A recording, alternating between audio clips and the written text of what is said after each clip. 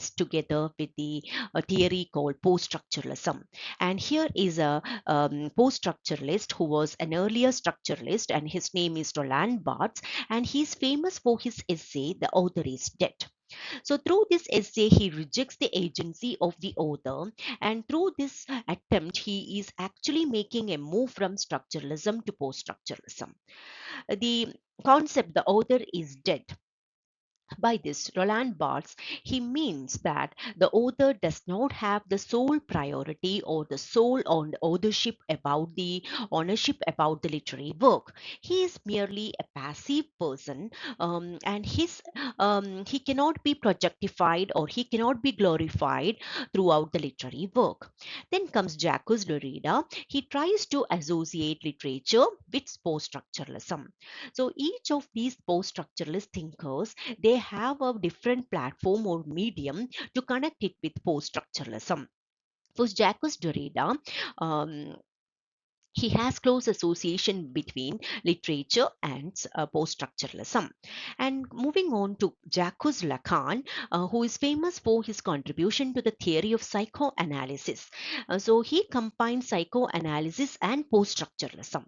And Michael Foucault, he is noted for his contribution to the field of history, the historical studies. So in this way, he tries to connect the historical studies with post-structuralism.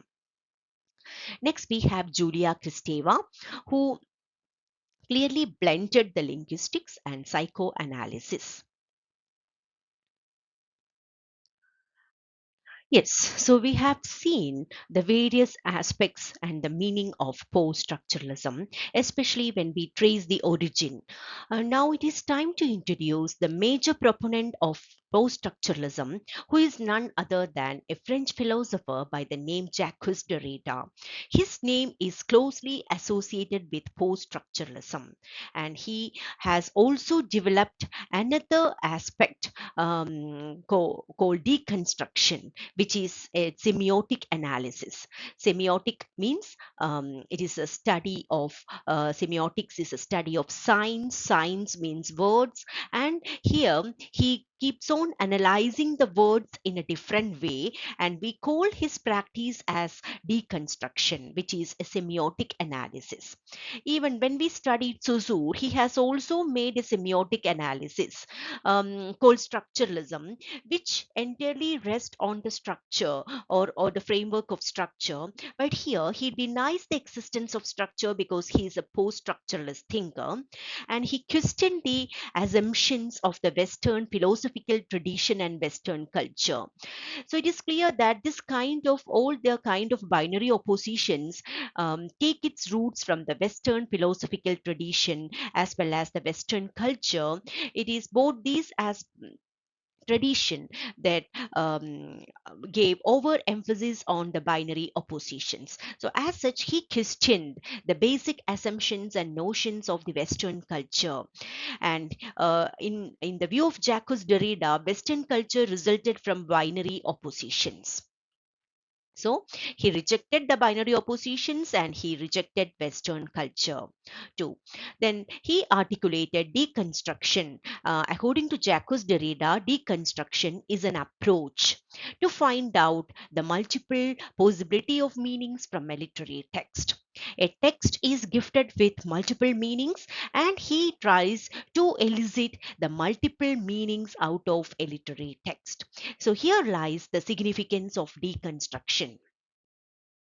Now, meaning and Derrida. So, what is meaning, or what are the possibilities of meaning according to Jacques Derrida? A text, as well as the words embedded within the text, is making a humble protest against the confinement to a single meaning. So says Derrida. So Derrida does not approve the existence of a single meaning within the boundary of the text. So he is, through the theory of deconstruction, or being a post-structuralist thinker, he is making a protest, a strong resistance against the centering of the structure, as well as the concluding the semiotic analysis by attaching a single meaning. For Derrida, text is an open entity, not a closed one. A text has unlimited possibilities. You can keep on analyzing the text, comprehend the text, and you can come up with multitudes of meanings. Meanings are not limited to a single or a double or even a triple entity. It is having unlimited possibilities. And when did this deconstruction formally originate? So, in the year 1966, Derrida has been invited to present a paper as part of the lecture, and this paper is titled as Structure, Sign, and Play in the Discourse of the Human Sciences. So, it is closely related with the rupture or fragmentation. So, he tries through this lecture on structure, sign, and play, he brings out the concept of rupture or fragmentation. He tries to break down the structure into small units. He is no longer interested in the existence of structure, the scientific aspect of language. Rather, he tries to fragment, he tries to dismantle the each and every aspect of the structure. And this leads to the theory, or this leads to an approach, a post structuralist approach called deconstruction. So it is an obvious turn against the center constituted by the binary oppositions.